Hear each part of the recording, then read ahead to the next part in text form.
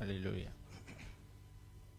Seigneur Dieu, nous te bénissons, nous te rendons des multiples actions de grâce. Tu es bon, Seigneur, et tu es merveilleux. Merci Jésus pour ce temps que nous avons passé encore, où nous avons répandu nos cœurs, Seigneur, dans ta présence. Merci Jésus-Christ parce que nous t'avons adoré, nous t'avons célébré de tout notre cœur, je le crois, parce que toi seul en es digne, éternel Dieu Tout-Puissant. Je ne me tairai point, je t'adorerai toujours. C'est une promesse que chacun a faite et je prie que chacun tienne cela jusqu'au bout. Parce que tu es là et tu mérites que nous puissions t'adorer. Alors que nous voici devant ta parole, nous voulons écouter ce que tu as prévu pour nous en ce jour.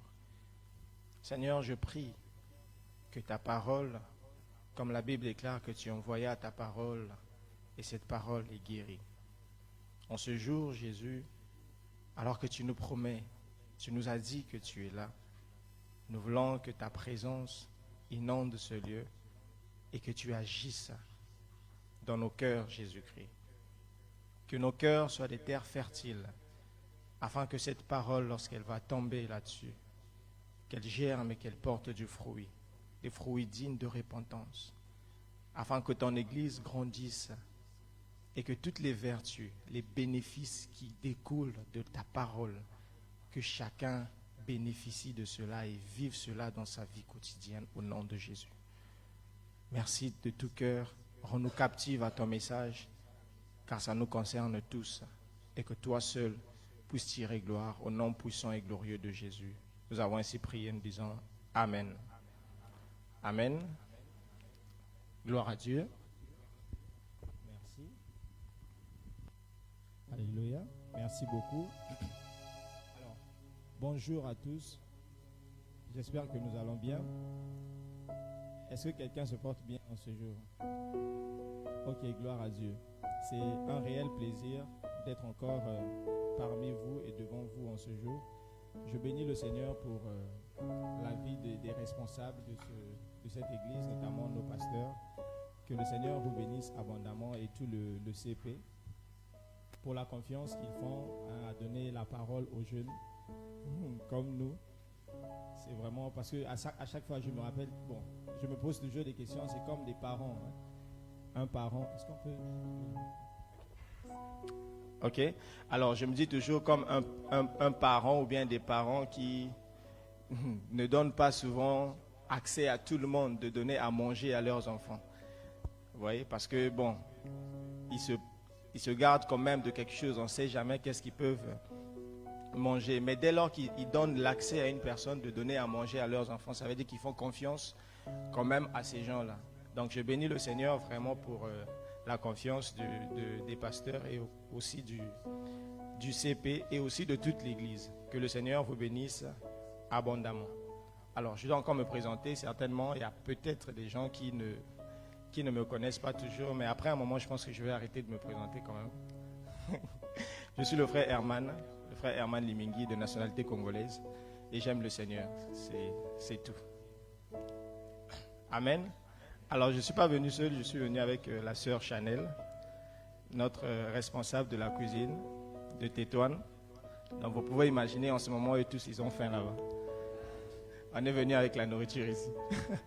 Donc elle est venue m'accompagner. Voilà, que le Seigneur bénisse sa présence. Alors, je vais aller très rapidement. Il faut vraiment me couper quand même parce que souvent je parle beaucoup. Pendant ce mois, qui peut rappeler le thème de ce mois? Dieu est là et donne la provision. Ok. Alors, à chaque fois quand je réfléchis, j'aime toujours le rappeler peut-être parce qu'on oublie souvent. Et c'est très important de rappeler ces genres de thèmes afin que l'on puisse, pendant tout ce mois, nous rappeler toujours de cela. Et avec le CP cette année, on a essayé un peu de mettre la différence par rapport aux années dernières. Vous allez remarquer que dans les thèmes du mois, il n'y avait pas de texte. et on a mis des textes bibliques afin de situer en tout cas chacun, pour que lorsque on médite sur le thème, il y a des textes, des références qui nous permettent de retenir et de maîtriser vraiment de quoi il s'agit. Dieu est là et il donne la provision. Donc je nous conseille en passant de vraiment méditer sur les textes en dessous de chaque thème. Alors en ce jour, le thème que le Seigneur m'a mis à cœur de nous partager tous, c'est que l'Éternel agit. L'Éternel agit. L'Éternel, il est celui qui agit. Nous allons lire 2 textes. Daniel chapitre 3, versets 23 à 25. C'est un chapitre qu'on va vraiment ausculter en ce jour. Daniel chapitre 3, versets 23 à 25. Et ensuite, nous lirons 1 Corinthiens chapitre 10, le verset 13. Daniel chapitre 3, versets 23 à 25. 1 Corinthiens chapitre 10, le verset 13. Ok, je lis au nom du Seigneur. Daniel chapitre 3, verset 23. Ok. Alors le roi Nebuchadnezzar fut effrayé et se précipita. Il prit la parole et dit à ses conseillers: N'avons-nous pas jeté au milieu du feu 3 hommes liés? Ils répondirent au roi: Certainement, au roi. Verset 25. Il reprit et dit: Eh bien, je vois 4 hommes sans lien qui marchent au milieu du feu et qui n'ont point de mal. Et la figure du 4e ressemble à celle d'un fils de Dieu. Amen. On y reviendra. Et 1 Corinthiens chapitre 10, verset 13. 1 Corinthiens chapitre 10, le verset 13. La Bible déclare: Aucune tentation ne vous est survenue qui n'ait été humaine. Je mets l'accent du fait que ici tentation ne signifie pas tentation comme on le pense, mais ici tentation a le sens de l'épreuve. Amen. Aucune épreuve, donc aucune tentation ne vous est survenue qui n'ait été humaine. Et Dieu qui est fidèle ne permettra pas que vous soyez tentés au-delà de vos forces. Mais avec la tentation, il préparera aussi un moyen, aussi le moyen d'en sortir, afin que vous puissiez la supporter. Amen. Gloire au Seigneur. Alors, comme je l'ai dit, le thème de ce mois, c'est Dieu est là et donne la provision. Normalement, ça devait être un sujet de joie. Ça devait être quelque chose qui rassure tellement. Dieu est là. Waouh! Mais c'est merveilleux. Ça veut dire qu'on n'est pas seul. Ça veut dire que quelque part, si je me sentais seul, ce sentiment doit quitter mon corps à l'instant. Vous voyez? C'est comme, normalement, les enfants. Quand on dit papa est là, ou bien les parents sont là, bon, un vrai père. Pas lorsqu'un père est tyran, lorsque papa est là, les enfants ont peur. Il y a des pères comme ça. Lorsque papa vient seulement, ils se sentent dans une certaine prison. Or, normalement, ça devait être l'inverse. Lorsque papa est là, les enfants sont heureux. Les enfants sont joyeux parce qu'ils savent que quand même on peut demander tout ce qu'on veut. Parce qu'ils sont libres quand même de s'exprimer, ils se sentent en sécurité. Et Dieu est là, normalement, c'est une phrase qui devrait nous rendre joyeux. Procurer de la joie en nous. Et on dit Dieu est là et il donne la provision. Il n'est pas seulement là. Et il donne aussi. Il y a une partie de Dieu est là et il y a une partie de et donne la provision. Du fait que Dieu est là et il est présent, mais il n'est pas présent d'une manière statique. Il est présent d'une manière dynamique. Il n'est pas juste présent juste comme ça. J'aimerais vraiment qu'on se fasse comprendre. Il est présent, mais d'une manière dynamique. Parce qu'une personne peut être présente sans agir, sans faire quoi que ce soit. Tout à l'heure, je suis venu, j'étais présent, j'étais là-bas. Tant qu'on ne m'a pas donné la parole, tant qu'on ne m'a pas dit de faire quoi que ce soit, je reste là. Et je ne fais rien du tout. Et c'est la même chose avec Dieu. Dieu, il est là, mais il donne la provision. Ça veut dire qu'il agit, il est dynamique. Et aussi, ce thème du mois de mai ne signifie pas que Dieu est maintenant là. Ça, on doit mettre l'accent sur ça aussi. Ça ne veut pas dire que Dieu est maintenant là. du genre que Dieu n'était pas là et désormais il est là. Ou bien, dans les mois passés, depuis qu'on a commencé la vision de l'année, Dieu n'était pas là et c'est en mai, boum. On nous dit, Dieu est là. Oh, il est venu. Vous voyez? Ça ne signifie pas ça du tout. Car Dieu a toujours été là. Mais le thème veut nous rappeler et nous réveiller, nous permettre d'être conscients que Dieu est là. Il était déjà là, il a toujours été là. Mais peut-être que quelque part, nous n'étions pas conscients de sa présence.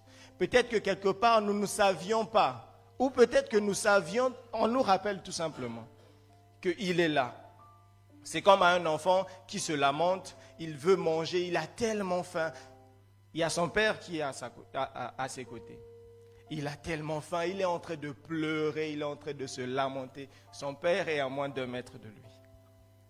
Le problème est que l'enfant ne sait, non seulement il ne sait pas que celui qui est à côté de lui, c'est son père. Et deuxièmement, l'enfant est ignorant que celui qui est à côté de lui a la solution à son problème. Vous voyez? Et qu'est-ce qui va se passer? Il y a une personne qui viendra informer à l'enfant que, mais en réalité, ce que tu es en train de demander, je t'informe que celui qui est à ta gauche, c'est ton père. Et celui qui est à ta gauche, il a la solution à ton problème. Ce n'est pas lorsqu'on a informé à l'enfant que le père est maintenant là. Le père était là depuis. Mais c'est juste que l'enfant ne savait pas, il n'était pas conscient de la présence de son père. Et c'est la même chose. Dieu est là ne signifie pas qu'il est maintenant là. Il était déjà là. Il était toujours là. Mais le problème est que certainement, ou peut-être pour d'autres, ils avaient déjà conscience de ça. Mais pour certains, ils n'en avaient pas conscience. Dieu est là. Il a toujours été là. Et nous devons être conscients de sa présence. Amen. Gloire à Dieu. Alors de là, j'ouvre une parenthèse même pour dire que souvent même dans nos réunions de prière ou même des cultes, Dieu peut être là mais sans rien faire. On a beau prier, on a fait ceci, Dieu est là, mais il ne fait rien. Pourquoi? Parce que même dans les cœurs de ceux qui prient, ils n'ont pas laissé la place à Dieu d'agir. Dans les cœurs de ceux qui prient à gauche, à droite, côte à côte, ils ont des problèmes dans le cœur, les deux, en train de prier. Vous voyez? Ça fait que Dieu ne peut pas agir comme ça. Il est là, il vous regarde, tant qu'on ne lui a pas donné accès. Et Marie avait compris cela. Après le miracle, avant que Jésus ne fasse son premier miracle, les gens ont dit et tout, Jésus a même répondu avec une réponse très dure à sa mère, si c'était aujourd'hui. Il a dit, femme, qu'y a-t-il entre toi et moi? Mon heure n'est pas encore arrivée. Normalement, elle serait déçue. Elle rentrerait, elle tournerait le visage. Mais la Bible déclare qu'elle a dit aux disciples, faites tout ce qu'il vous dira. Le problème est que Jésus est là, il est à la fête. Il n'y a plus de vin, c'est fini. Tant que vous ne lui laissez pas la place qu'il faut, il ne fera rien du tout. Et Marie a compris cela. Il a dit, faites tout ce qu'il vous dira. C'est alors que Jésus a commencé à agir. C'est pour cela que dans les affaires de Dieu, c'est souvent viens à moi. Dieu est là, mais toi viens à moi. Venez à moi, vous tous qui êtes fatigués, chargés. Je suis là déjà. Ce n'est pas quand vous allez venir que je serai là. J'étais déjà là, c'est à vous de venir. Matthieu 11, 28. Il a dit que celui qui a soif vienne et qu'il boive. L'eau est là. L'eau a toujours été là. Mais c'est à toi de venir boire dans Jean 7. Et aussi, dans cette affaire de Dieu toujours, il dit que si tu crois, tu verras la gloire de Dieu. La gloire de Dieu est là. Mais c'est quand toi tu croiras que tu verras. Ça ne veut pas dire que c'est à ce moment que la gloire deviendra. La gloire a toujours été, mais c'est lorsque toi tu croiras que la gloire parviendra à toi. Mais ça a toujours existé. Est-ce qu'on se fait comprendre en ce jour? Dans Jean 11, verset 40, c'est ce qu'il a dit à l'une des sœurs de Lazare. Et c'est alors qu'on parle que Dieu est là et il se manifeste. Il n'est pas seulement là, mais il se manifeste. On le voit, on le sent. On sent la présence de Dieu. Et quand Dieu se manifeste, il y a un constat. Il y a forcément un constat. C'était une parenthèse que je ferme. Et dans l'ancienne alliance, la manifestation de Dieu, comme dans la nouvelle aussi d'ailleurs, la manifestation de Dieu était beaucoup plus physique et visible. Dans Exode chapitre 13, verset 21, la Bible déclare que l'Éternel allait devant eux, le jour comme une colonne de nuée, pour les guider dans leur chemin, et la nuit dans une colonne de feu, pour les éclairer, afin qu'ils marchassent jour et nuit. Dieu était avec eux, et il se manifestait par une colonne de nuée. En le voyant, on savait que Dieu est là. Il empêchait à ce qu'il leur guidait, il leur montrait le chemin. Il agissait en leur montrant le chemin. La nuit, il agissait en éclairant, afin qu'ils puissent marcher le jour comme la nuit.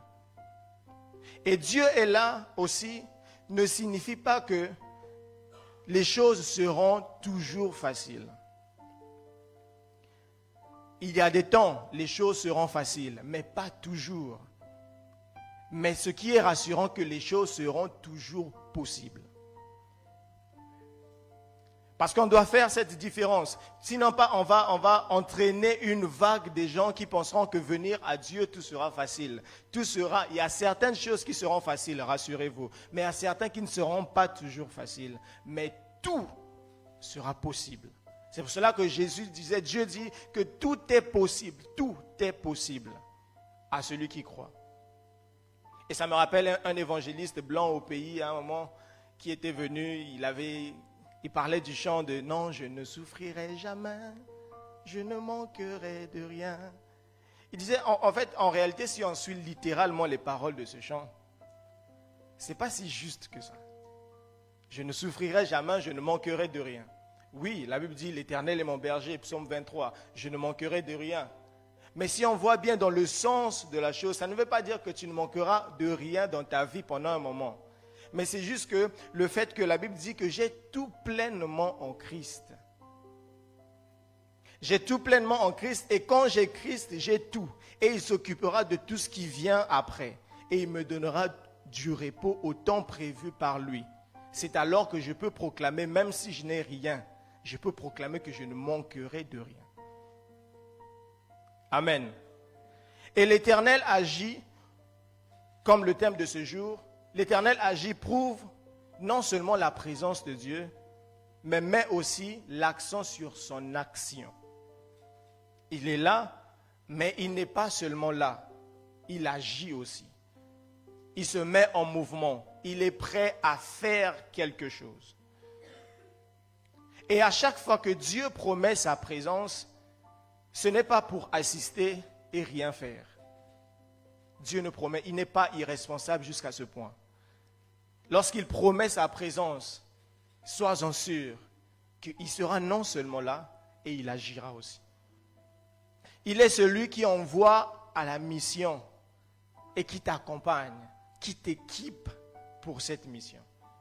Il est celui qui donne une provision à la hauteur de ce qu'il te demande de faire. Il ne va jamais t'équiper d'une manière inférieure à ce qu'il te demande de faire. C'est impossible. Sinon, il serait irresponsable. Il va te jeter à la gueule du loup, alors qu'il est un père responsable. Tout ce que Dieu te dira de faire, sois-en sûr qu'il te donnera toujours la capacité qu'il faut et tu pourras le faire. Parce qu'il est là et il est là avec toi. Et l'objectif de toute sa présence ou de son agissement, c'est de te rassurer. C'est de nous rassurer. C'est ça Dieu aime. Il aime lorsque ses enfants sont rassurés. Comme je l'ai dit, un enfant devrait être rassuré de la présence de son père. Il sait qu'il est dans la chambre, il sait que tout ce qu'il est en train de faire, il ne va pas fournir certains efforts. Papa est là et je suis dans la joie. On nous informe, on nous dit que Dieu est là. Notre Seigneur est là. Notre Père est là. Notre Papa est là, le Papa de tous. Celui qui nous aime plus que tout le monde. Il est là et il est au milieu de nous. On n'a pas dit il sera là, il est déjà là. Et il est au milieu de nous. Je vais aller quand même rapidement. Ce qu'il faut comprendre aujourd'hui, c'est comment Dieu agit. Comment est-ce que Dieu agit? J'ai relevé juste 2 grands points. Premièrement, Dieu agit quand il veut et comme il veut. Dieu agit quand il veut et comme il le veut. Nous lisons Romains chapitre 9, versets 14 à 16. J'ai utilisé la version Semeur. Romains chapitre 9, versets 14 à 16. La Bible déclare, « Mais alors, que dire? Dieu serait-il injuste? Loin de là. Car il a dit à Moïse, « Je ferai grâce à qui je veux faire grâce. J'aurai pitié de qui je veux avoir pitié. » Verset 16. « Cela ne dépend donc ni de la volonté de l'homme, ni de ses efforts, mais de Dieu qui fait grâce. » Je reprends le verset 16. « Cela ne dépend donc ni de la volonté de l'homme, ni de ses efforts, mais de Dieu qui fait grâce. » L'objectif de ça, c'est pour nous montrer que tout découle de la souveraineté de Dieu. Il n'y a aucun, vraiment, mais aucun ordre qu'on peut donner à Dieu. Il n'y a aucun ordre que l'homme doit donner à Dieu. Ce n'est pas parce qu'on a prié en criant que Dieu aurait tellement peur et qu'il agira. Ouais, vous savez, les prières d'aujourd'hui, non, on voit ça partout maintenant, sur TikTok, YouTube, partout. Quelqu'un qui prie. Dieu va tellement se dire, oh, j'ai peur, si je n'agis pas, c'est sûr qu'elle va me frapper. On ne donne pas d'ordre à Dieu. Il n'y a aucun ordre, aucune chose que Dieu peut faire dans ta vie par ordre, parce qu'il a peur de toi. Rien du tout. Et c'est pour cela que dans ce texte, on nous dit, cela ne dépend ni donc de la volonté de l'homme, ni de ses efforts. Ce n'est pas parce qu'on va multiplier des jeûnes, on va multiplier des efforts physiques pour attirer l'attention de Dieu. Ça ne dépend ni de toutes ces choses, mais de Dieu qui fait grâce. Ça dépend de lui seul. Ça découle de sa souveraineté. On ne donne pas d'ordre à Dieu comme je l'ai dit. Parce qu'on a crié, Dieu n'a de compte à rendre à personne. Il n'a de compte à rendre à personne. Mais sa souveraineté, dans sa liberté d'agir, il le fait avec amour. Il le fait avec envie. Et il est prêt à exaucer toutes nos prières qui cadrent avec sa volonté. C'est pour cela qu'il dit dans Jean chapitre 16, verset 24, la partie B, il dit « Demandez et vous recevrez, afin que votre joie soit parfaite. » Vous voyez? Il dit « Demandez et vous recevrez, afin que votre joie soit parfaite. » Mais n'oubliez pas, c'est la souveraineté de Dieu. Mais demandez, il a dit « Vous recevrez. » C'est moi qui vais vous le donner, parce que je vous aime. C'est moi qui vais vous le donner, parce que je sais que vous en avez besoin. Et même lorsqu'il dit « Demandez et vous recevrez », c'est parce que la demande que l'on va faire doit être celle que Dieu veut que nous puissions avoir. Parce qu'il doit avoir une volonté de Dieu. Sinon pas, même ce qu'on aura risque de ne pas être une bénédiction, quelque chose qui va nous faire du bien. Donc premièrement, comme je l'ai dit, Dieu n'a de compte à rendre à personne. Dieu, on ne lui donne pas d'ordre. Dieu, il est celui qui agit quand il veut et comme il veut. Et deuxièmement, c'est que Dieu agit tôt ou tard. Dieu agit tôt. Dieu agit aussi tard. J'aimerais mettre l'accent sur le fait de tôt et tard. C'est dans notre vocabulaire. Tôt ou tard, c'est dans notre jargon. Ce n'est pas dans le vocabulaire de Dieu. Chez Dieu, que ce soit tôt ou tard à nos yeux, pour lui, c'est le bon moment. Amen. Pour Dieu, c'est le bon moment. Que cela soit tôt ou tard, quelle que soit la définition que nous, on peut donner. Pour lui, c'était comme ça qu'il avait prévu ça. Et il y a des temps où Dieu agit pour empêcher à ce que la situation arrive. Et il y a des temps aussi où Dieu permettra que la situation arrive et il agira dans la situation.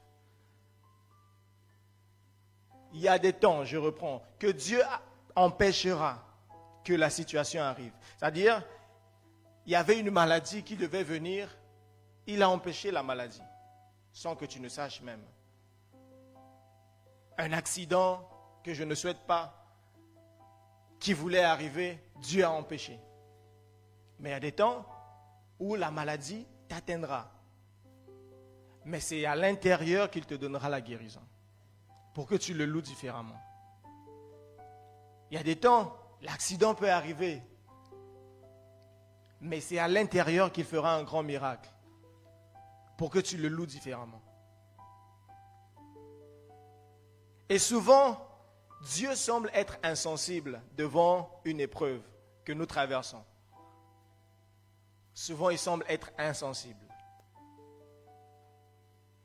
devant une épreuve que nous traversons jusqu'à ce qu'elle empire avant qu'il n'agisse. Je rappelle encore, empirer là, c'est dans notre vocabulaire. Quand on a dit la situation a empiré, c'est dans notre vocabulaire. Pour Dieu, c'était comme ça. Heureusement ou malheureusement, chacun prend comme il veut. Mais ce qui est sûr, c'est ce que Dieu avait prévu. Nous allons le lire. Daniel chapitre 3, on va commencer à partir du verset 13 jusqu'au verset 27. On va voir ce qui est arrivé, ce qui s'est passé dans la vie des trois amis de Daniel, Shadrach, Meshach et Abednego. Daniel chapitre 3, versets 13 à 27. La Bible déclare, « Alors Nebuchadnezzar, irrité et furieux, donna l'ordre qu'on amena Shadrach, Meshach et Abednego, et ces hommes furent amenés devant le roi. Nebuchadnezzar prit la parole et leur dit, « Est-ce de propos délibérés, Shadrach, Meshach et Abednego, que vous ne servez pas mes dieux et que vous n'adorez pas la statue d'or que j'ai élevée ?» Verset 15. « Maintenant tenez-vous prêts, et au moment où vous entendrez le son de la trompette, du chalumeau, de la guitare, de la sambuc, du psaltérian, de la cornemuse et de toutes sortes d'instruments, vous vous prosternerez et vous adorerez la statue que j'ai faite.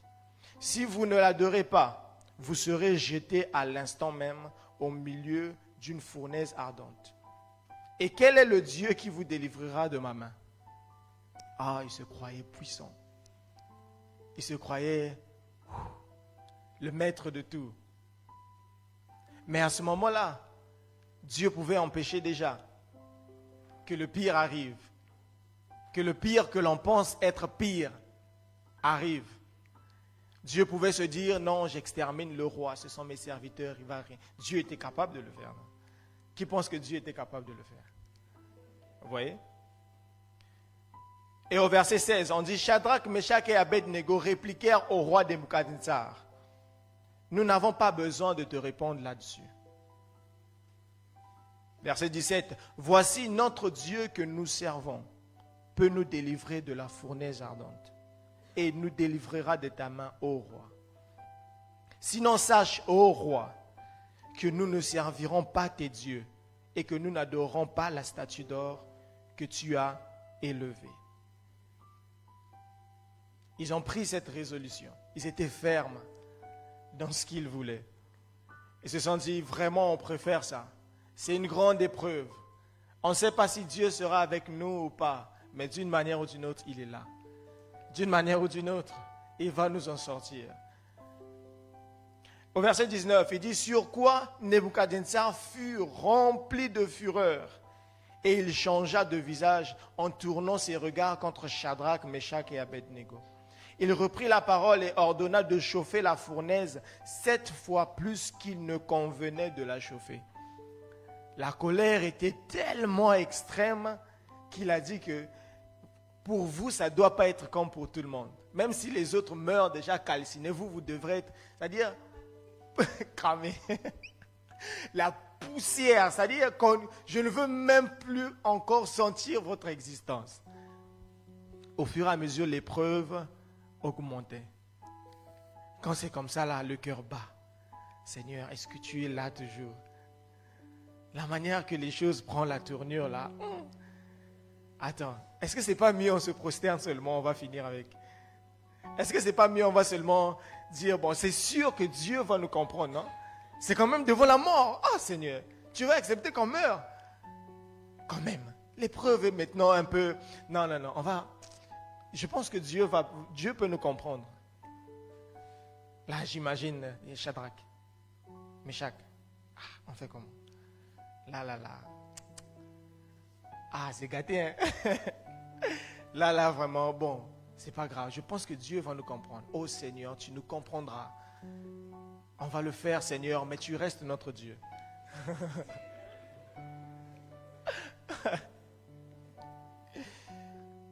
Il ordonna de chauffer la fournaise 7 fois plus qu'il ne convenait de la chauffer.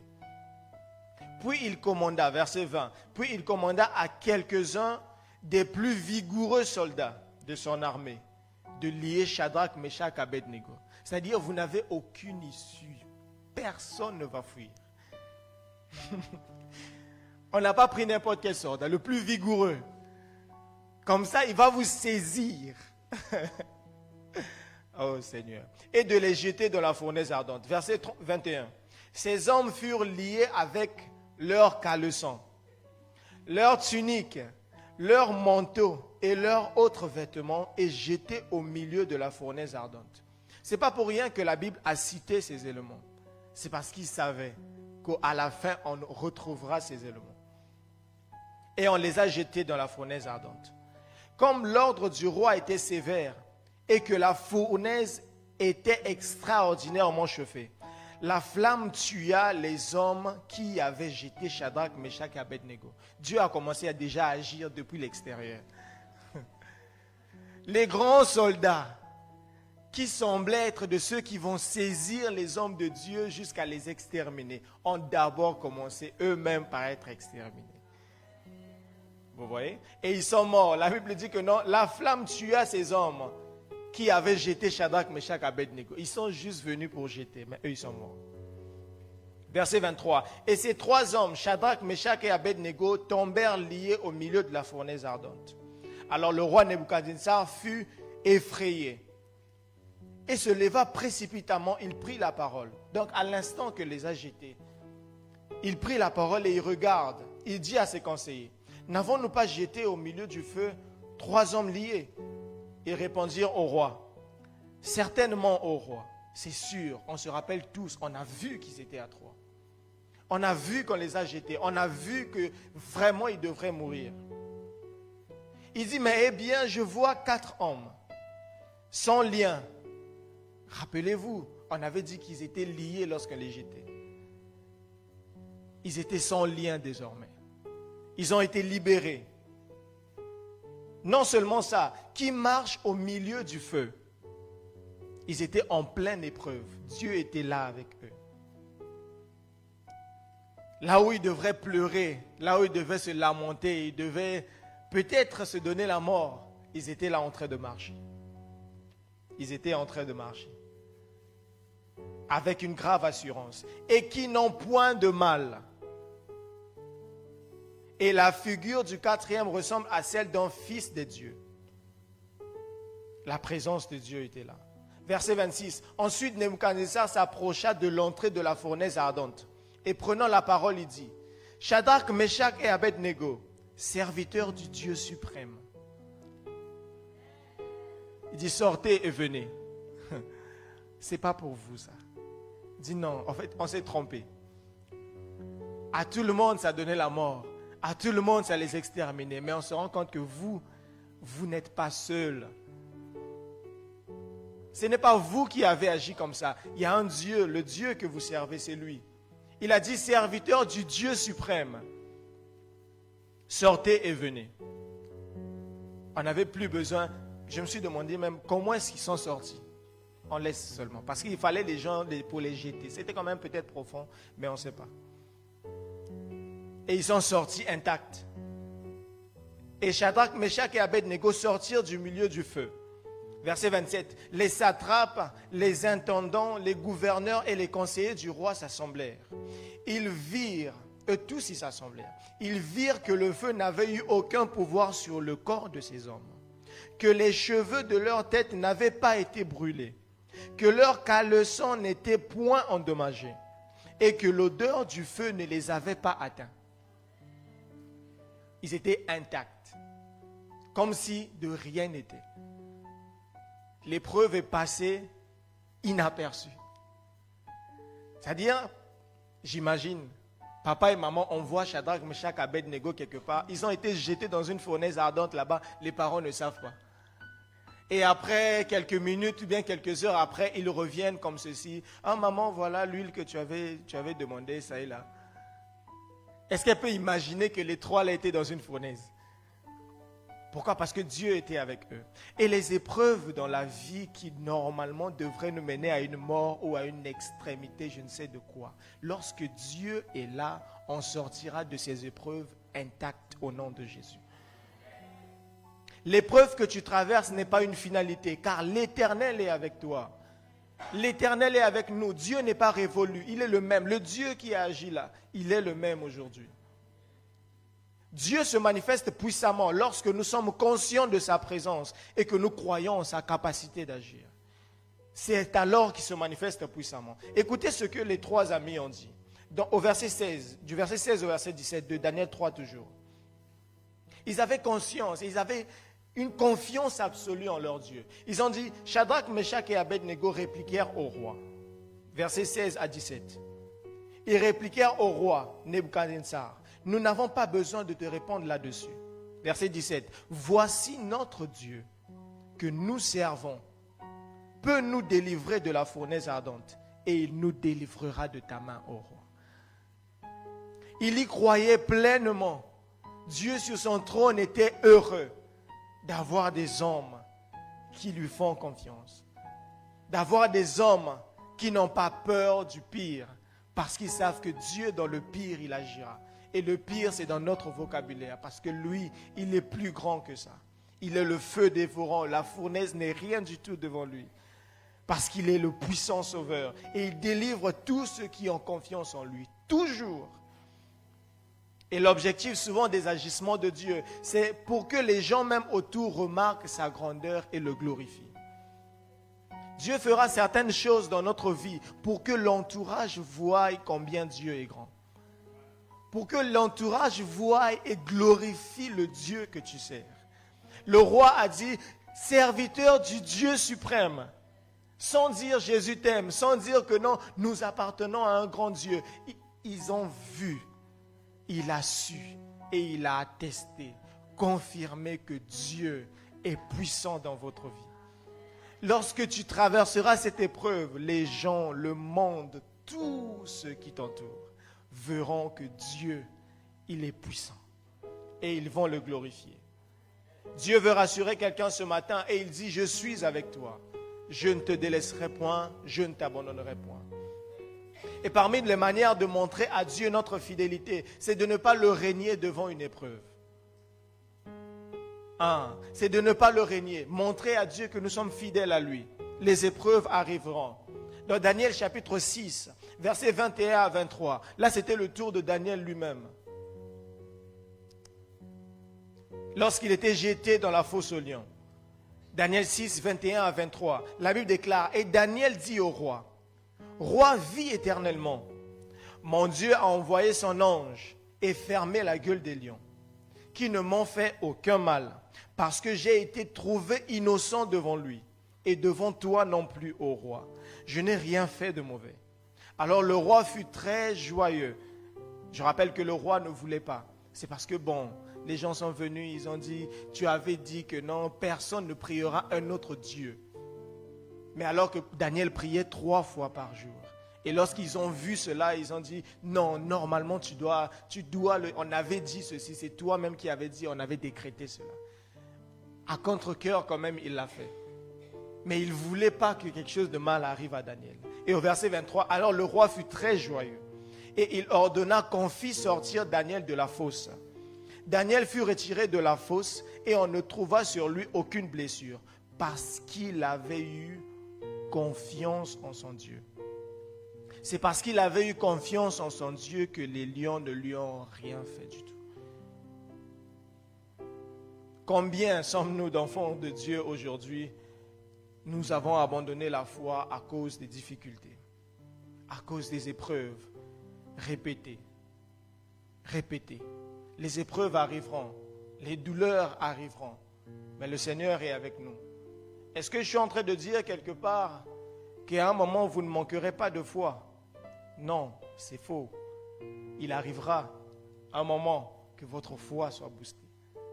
Il arrivera un moment de votre vie, de notre vie, que vraiment tu te poses des questions, tu fais asseoir Dieu, tu te lèves, tu dis Seigneur, est-ce que toi-même tu vois? Est-ce que ça te plaît? Je nous assure, je ne viens pas dire que non, il n'arrivera pas que la foi soit vacillée. Il arrivera. Ça me rappelle à un moment, en août, au mois d'août de 2015, je venais à peine de recevoir le Seigneur Jésus dans ma vie.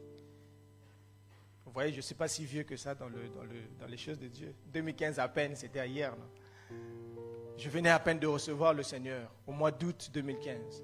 Je pense que je suivais même les cours pour prendre le baptême, parce que chez nous, il faut prendre quand même, je pense ici aussi, il faut prendre quand même le temps de cours avant de se faire baptiser. Et après, mon père était tombé gravement malade. Très gravement malade. Je viens à peine de recevoir le Seigneur.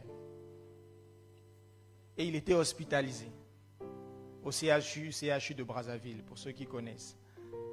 Il est rentré à l'hôpital un dimanche. Et moi, généralement, l'hôpital, c'était un lieu que je n'aime pas trop. Je n'aime pas voir les gens tristes. Et je n'y allais pas trop, même lorsqu'il y était et tout. Voilà, ce sont mes soeurs qui forçaient un tout petit peu. Il faut voir, c'est quand même ton père et tout. Ah, bon, il faut aller. Et lorsque j'étais parti, j'ai vu son état. J'ai directement pleuré. J'ai dit, waouh! Donc un homme peut devenir jusqu'à ce point-là. Il ne reconnaissait plus personne. Il n'arrivait même plus à sortir les mots de sa bouche. Il bavait de sa bouche. On lui mettait des couches. Il déféquait sur lui. Et c'est maman qui nettoyait. Entre parenthèses, les frères, sachant vraiment faire des bons choix, que Dieu nous oriente.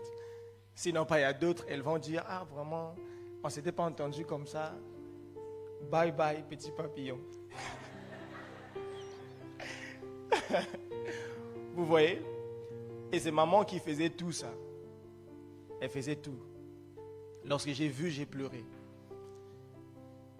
Il voyait la télé partout, là où il n'y avait rien comme ça. Je pense qu'en ce temps-là, il y avait la CAN, je pense. Vu que c'est un fan de football, il suivait le match, alors qu'il n'y a rien. Il est en train de dire, wow! Ça faisait très très mal. Et tu viens à peine de recevoir le Seigneur dans ta vie. Je rentre à la maison, je pleure, je dis Seigneur. Donc, te recevoir là, c'est ça vraiment. Et ce n'était pas du tout facile. Là, au début même de la foi en question qui veut commencer. La foi en question qui veut naître. Une très bonne occasion pour que ça disparaisse et que ça soit définitif, quoi. Mais je priais dans ma chambre. Je ne savais même pas prier. Tu sais même pas, au début de ta foi, tu ne sais même pas quoi dire à Dieu. Parfois tu es là, tu te dis, bon, que je te dise quoi? Dis-moi, je te dis quoi? Quand quelqu'un prie à tes côtés, tu dis Amen. C'est ce que je veux dire. C'est ça il est en train de dire. J'ai juste dit à Dieu, Seigneur, je ne sais pas comment les choses là marchent, mais bon, fais ce que tu peux faire. Et je vous assure, j'ai eu une paix à l'intérieur de moi. Et au lieu de pleurer, je commençais à rire. Je commençais à rire, à glorifier Dieu, à dire tout ce qui me venait, je le glorifiais vraiment. Et après, je vous assure que mon père a été guéri miraculeusement. Je l'appelle le miraculé. Tu vois, il a été guéri complètement. Il a été guéri de cette maladie-là. Il est sorti de l'hôpital un dimanche aussi, alors que normalement on ne sort pas les malades les dimanches à l'hôpital. Il est rentré un dimanche, il est sorti un dimanche. Et c'est alors que Dieu m'a appelé pour son service. Il m'a dit, tu veux que je te prouve quoi encore pour que tu me serves? Vous voyez, quand vous recevez le Seigneur, là, les gens, tout le monde te dit, tu sais chanter, tu sais faire ceci. Non, tu dois rentrer dans la chorale, tu dois faire ceci. Toi-même, tu n'as pas la conviction là. C'est-à-dire, quand j'ai dit, Seigneur, dis-moi, là, tu veux quoi? Tu veux que je te donne quoi? Dis. Tout ce que tu diras, je te donne. Et c'est là qu'il m'a appelé à le servir. C'est là que j'ai pris la décision de le servir. J'ai dit non, il mérite que je le serve. Vous voyez? Et je vous épargne même de la suite, là où après il a demandé en mariage ma maman. Il a dit que c'est notre église qui doit bénir leur mariage, là où je priais, et c'était juste extraordinaire. Et par cette épreuve, au début de ma foi, Dieu m'a fait comprendre que je suis avec toi. Depuis là, je me suis dit non, tu es vraiment avec moi. Dans Jacques chapitre 1, versets 2 à 4, la version Semeur, la Bible déclare, « Mes frères, quand vous passez par toutes sortes d'épreuves, considérez-vous comme heureux, car vous le savez, la mise à l'épreuve de votre foi produit l'endurance. Mais il faut que votre endurance aille jusqu'au bout de ce qu'elle peut faire pour que vous parveniez à l'état d'adulte et soyez plein de force, des hommes auxquels il ne manque rien. » On dit, réjouissez-vous dans cette épreuve. Parce que Dieu est en train de vous préparer à quelque chose. Il est là avec vous et il est présent.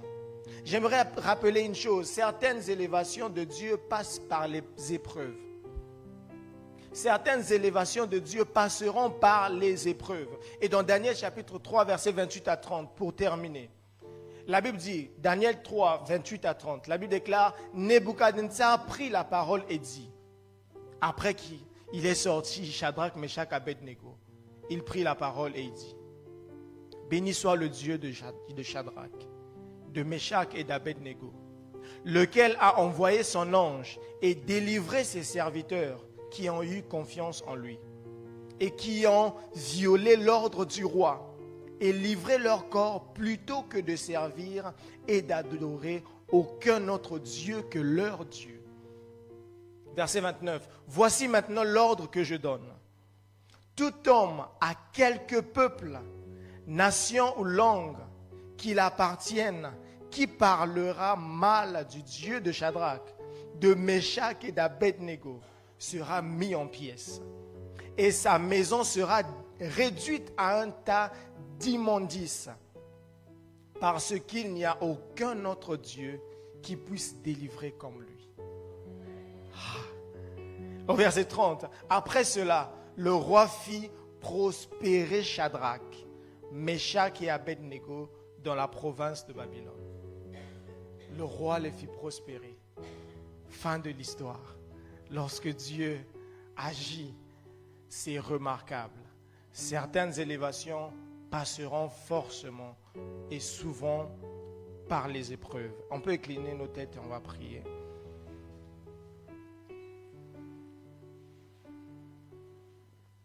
Je ne sais pas quelle est la partie que tu as retenue, mais prie juste à Dieu. Demande à Dieu. Dis à Dieu, Seigneur, augmente encore ma foi et ma conscience de ta présence. Non seulement tu es là et tu agis aussi. Tu peux prier le Seigneur. Parle à ton Père, parle à lui. On a dit Dieu agit quand il veut et comme il veut. Ça demande juste que nous puissions lui faire confiance. Dieu agit tôt ou tard, alors que c'est dans notre jargon. Il agit au bon moment. Dis à Dieu, Seigneur, je veux encore plus te faire confiance. C'est quel problème, c'est quelle situation, c'est quelle chose là qui te fait douter de Dieu? C'est quel Goliath là? N'est pas le vocabulaire de tout Israël et même du roi Saül. Ne parle pas comme eux, car la défaite commence par le langage aussi. Dès lors que tu diras, quel est cet incirconcis qui ose défier le Dieu d'Israël, c'est alors que tu vaincras. C'est alors que tu auras conscience du Dieu qui est avec toi. Dieu est là et il te donne la provision. La provision de Dieu est là, mais tu dois la prendre et la saisir par ta foi. Tu dois croire en cela, espérer en cela et faire confiance à Dieu. En même temps, tu pries au Seigneur, tu dis à Dieu, Seigneur, que ma foi ne faillisse pas. Les épreuves arriveront, oh oui, les épreuves arriveront. Peut-être que tu as déjà traversé, peut-être même que tu es en train de traverser. Et tu traverseras aussi les épreuves. Mais tu dis à Dieu, Seigneur, même lorsque les épreuves arriveront, que je ne t'abandonne pas, que je ne te trahisse pas à cause du manque, que je n'aille pas loin de toi, que je n'aille pas me livrer à cause du manque d'argent, que je ne sois pas vulnérable et à la prise entre les mains du prédateur parce que je manque. Mais aide-moi à te faire confiance, toujours, toujours.